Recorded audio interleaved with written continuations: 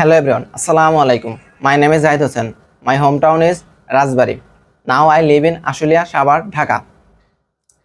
I have completed my higher secondary certificate from Pangsha Government College with a GPA 4.50.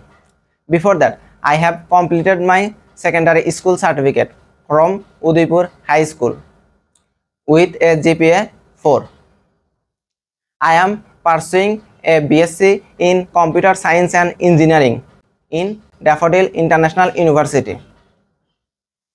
I am in 6th semester. I am skilled in several programming languages, among them C, C++, Java, HTML, CSS, and Python. I am also expert in video editing and graphics design. I have also good knowledge of Microsoft Office applications such as PowerPoint, Excel, and Word. I also have good soft skill like communication and teamwork. I can communicate well in English and Bangla. I have done few academic projects related networking and programming. I was ranked in top 5 in my networking project. In free time, I love to play football, cricket, and badminton.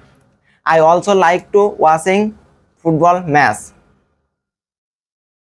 My dream is to work as a machine learning engineer in a multinational company. One day I want to represent my country.